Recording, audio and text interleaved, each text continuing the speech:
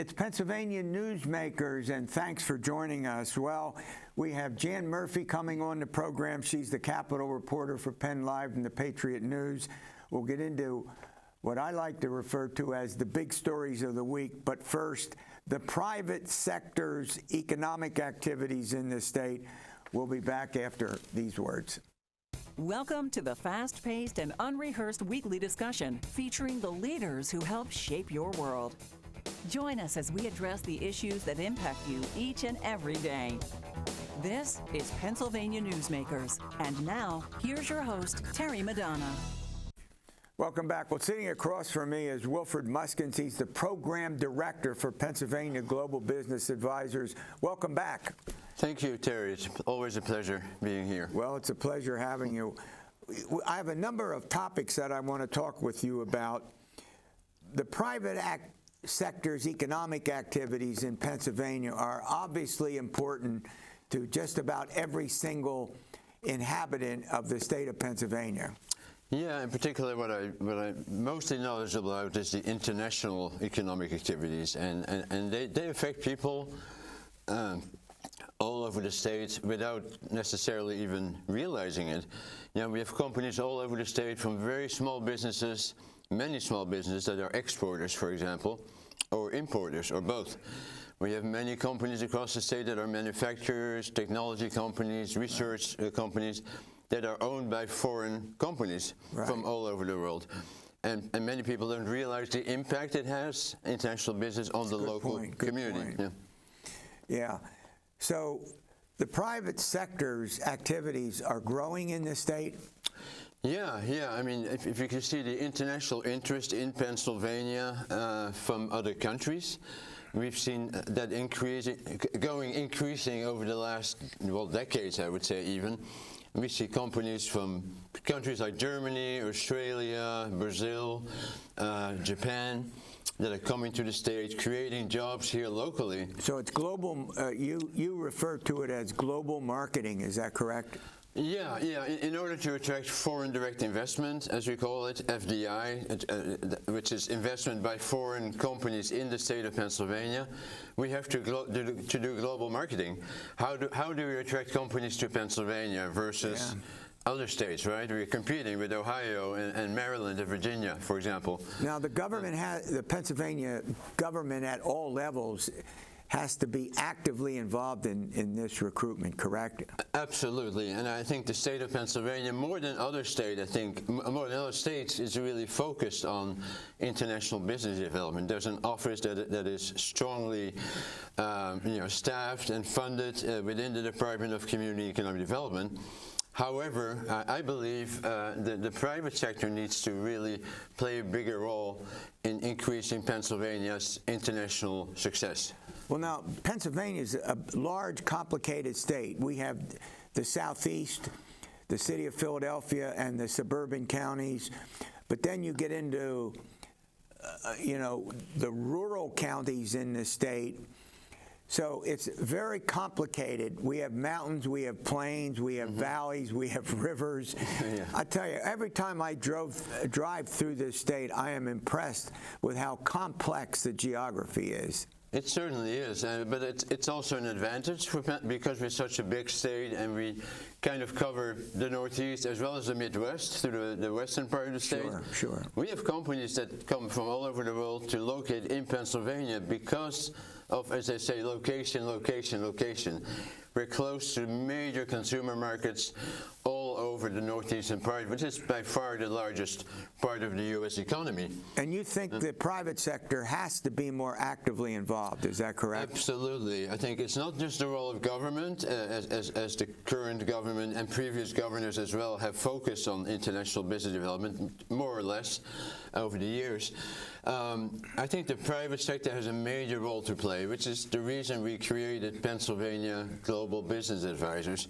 It's a fully privately funded nonprofit started by the Chester County Economic Development Council in Exton. But it brings Is it together all over the state? Yeah, it brings experts together from all over the state. People who have experience in international tax, in international law, in international marketing.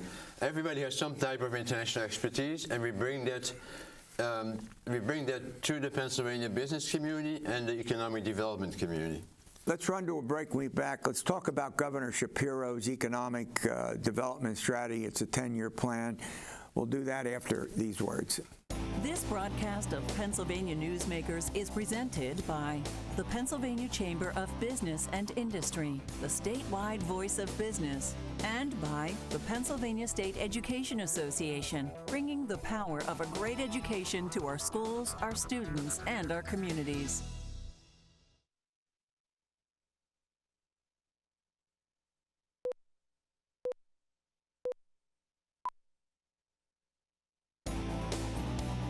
This broadcast of Pennsylvania Newsmakers is brought to you by the Pennsylvania Highway Information Association, the go-to source to learn about transportation projects and issues.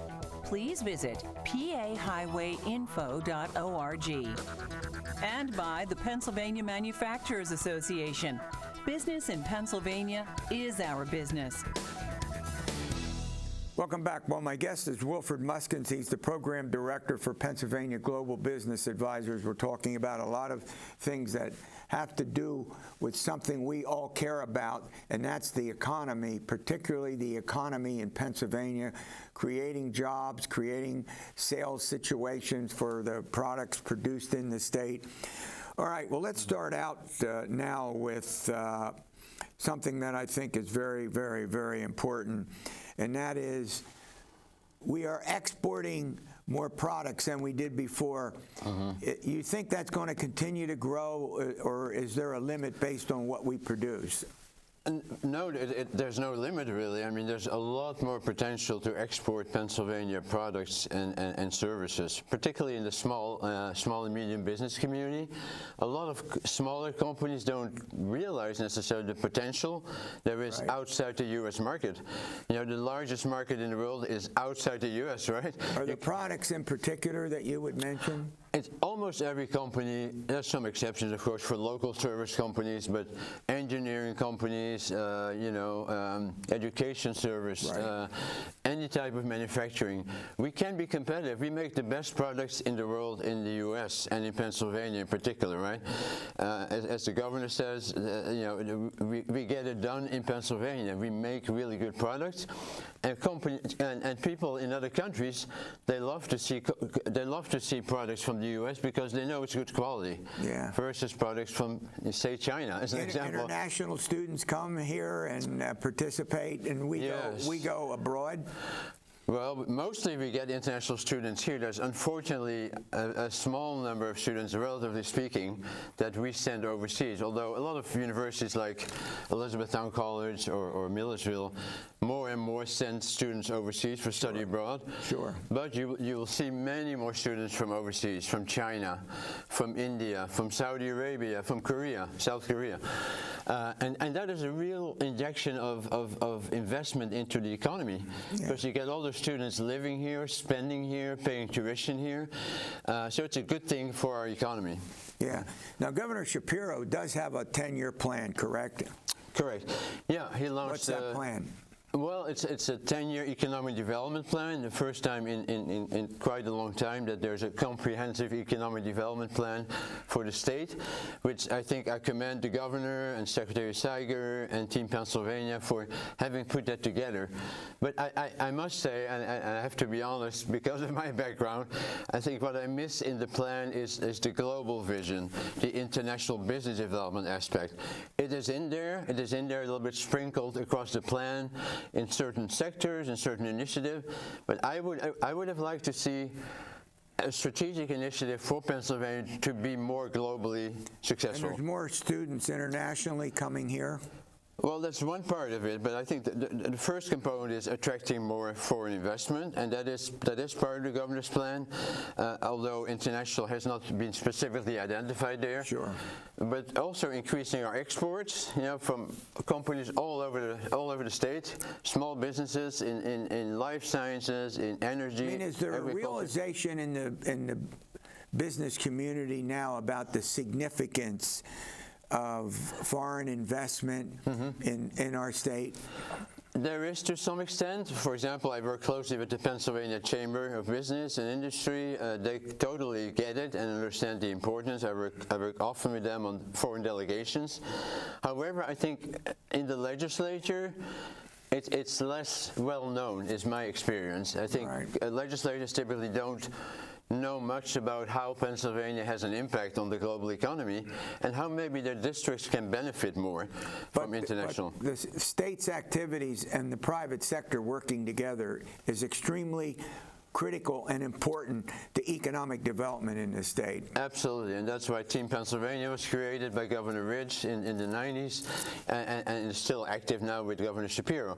But I'd like to see a bigger focus on international business, and I think that's really missing a little bit in the current strategy. Yeah. And I'd love to see how our organization, Pennsylvania Global Business Advisors, can advise maybe the governor, Team Pennsylvania, say how can we become more active and support the private sector in becoming more globally successful. All right, now I have an assignment for you. That is to keep us updated on what's going on in the economy. You have to do that. Thank you, Terry. I'm always happy to come back here and do that. Thank you. All right, coming up, Jan Murphy, Capitol reporter with PennLive, Patriot News. We're going to get into some of the big stories. These are important after these words. This broadcast of Pennsylvania Newsmakers is brought to you by Cross-State Credit Union Association. Credit unions, where people are worth more than money. To find a credit union that is right for you, go to ibelong.org. And by the Energy Association of Pennsylvania, Pennsylvania's energy information source.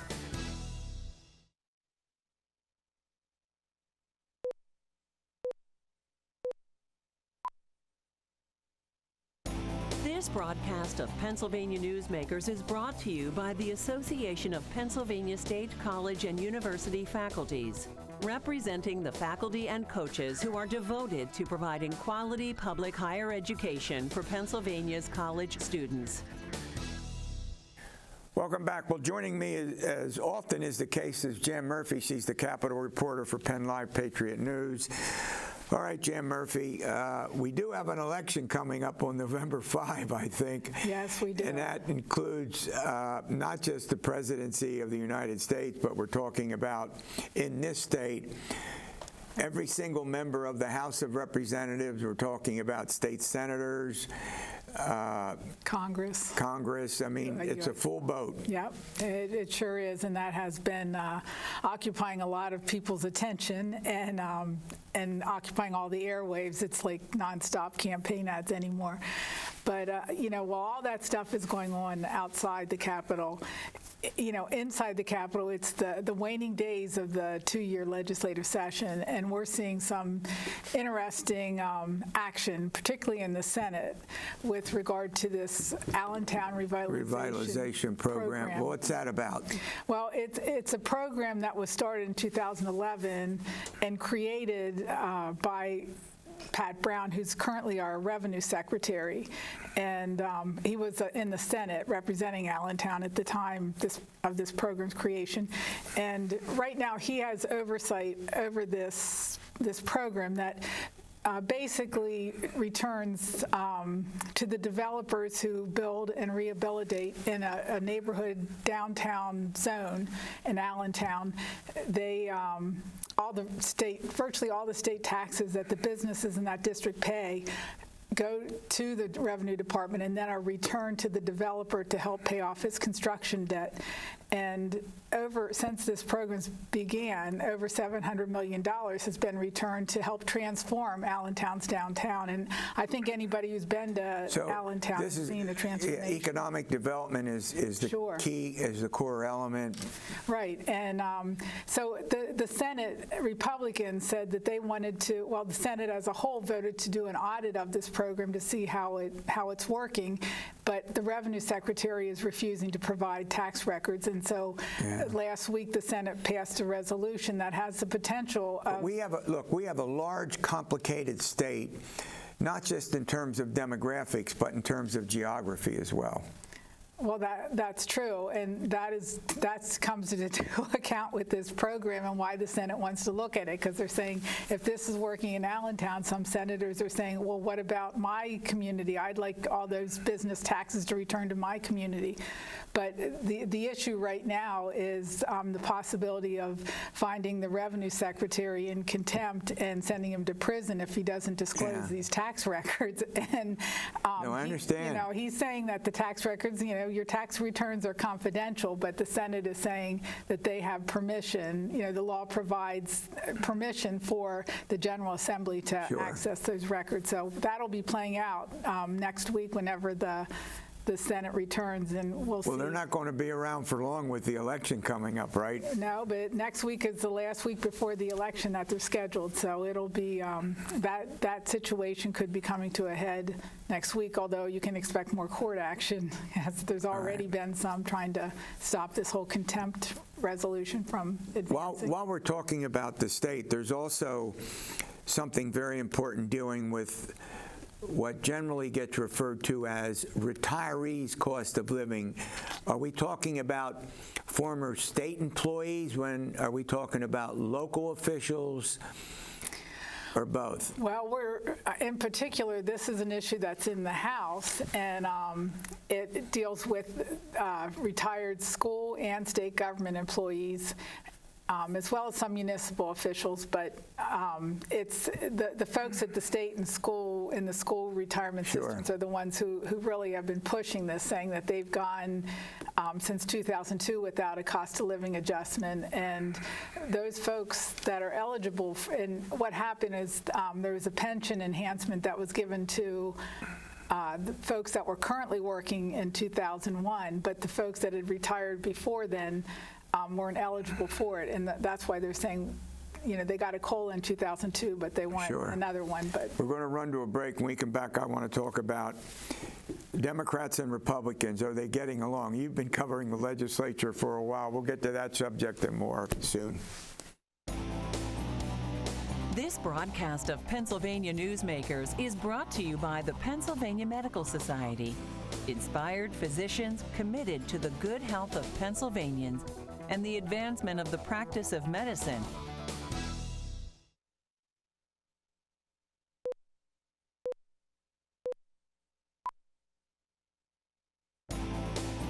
This broadcast of Pennsylvania Newsmakers is brought to you by Pennsylvania American Water. We keep life flowing across the Keystone State.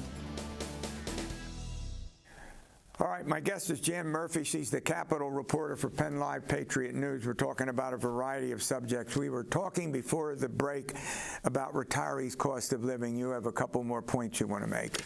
Yeah, I wanted to say that the folks that are eligible for this cost of living adjustment, they're between average age of 80 to 83 years old, and their benefits are less than $20,000 a year. And they're just saying, it's time, but on the other side, the folks that are opposed to it say, there's never a guarantee that you get a cost of living adjustment. So, but this is an issue the House will take up, but I truly do not expect the Senate to take it up. So don't get your hopes up, retirees, because it's probably not going to happen this year. Well, you led to another subject, and that's Democrats and Republicans. How are they getting along? How's the relationships that exist between, members of both parties in the Pennsylvania state legislature. That's important, I think, because if they have a toxic relationship, that means very little will get done. Well, it really depends on the issue. I mean, I've seen them, Republicans and Democrats, come together like on this structured literacy program that, it had strong bipartisan support in both chambers. But then, you bring up other issues and they're just, there's one of the most toxic is the discussion of school vouchers. I mean, there's just no common ground that can be found there in that issue. So it really depends on the issue, but they try to get along and they try to compromise best they can. Yeah, but the partisanship in Pennsylvania has always been very strong. Democrats and Republicans, never the twain shall meet, as they say. I've noticed that throughout my lifetime of covering Pennsylvania politics. It often can get very bitter, can it? Yeah. And personal. That's the other aspect of it, how personal. Well, politics gets personal everywhere. Well, it does. But, they have to, you really see it as they come up against deadlines, like, trying to finalize a budget. That's when you usually see some kind of blow up, 1 or 2 or 3. Sure. And but they in the meantime though, then they just do things and like pick at each other. But. So Republicans and Democrats. Now you've been covering the legislature for some time. Are they getting along, Democrats and Republicans, better now than they did, let's say, a decade ago? About the same or worse? Is that that's a tough question? That is a tough question because it really comes down to the issue that we're talking about. Oh, so it's issue related. I think it is. I mean, you definitely see folks at the far left and far right in the legislature, but there are folks that are closer to the middle that. Yeah. They can't. Well, look, we have the suburbs where the Republicans and the Democrats tend to be moderate to liberal. The cities more liberal, but you get into this huge rural parts of our state, and what do we have? We have staunch conservatives. I'm using liberal and conservative not in a pejorative way, just as a descriptive way. Right. You got it. It's. That's what Pennsylvania is, big and beautiful and very diverse. And very diverse, yeah. All right, let's talk about funding for mass transit. How important is it? Oh, that is very critical, particularly in the Southeast. Well, what's mass transit? Talk about that. They're in desperate need of more funding, and there was, when this year's budget was finalized, they tried to address this issue, but in the past, whenever the legislature has dealt with mass transit funding, they also provided funding for roads and bridges for other parts of the state that are not so dependent on mass transit. But in Philadelphia, they're saying that if they don't get some more funding, that they're going to have to cut service, and cutting service means fewer people riding, and then they said it's a death spiral that could really. How about the rural areas? We have a large rural population in this state, and it's a big, complicated state. It is, and that's the other part of it. There is mass transit that services other parts of the state, but a lot of focus is on Philadelphia because it's so critical down there. But that's what we're waiting to see is just a funding source for this mass transit, and there's legislators who have tried to tie in the taxing and regulation of skill games to help fund it, and that brings up another whole multi-pronged dispute between members of whether to even have skill. All right, thanks a lot for the update. Important. All right, see you next week for another edition of Pennsylvania Newsmakers, and as always, stay well.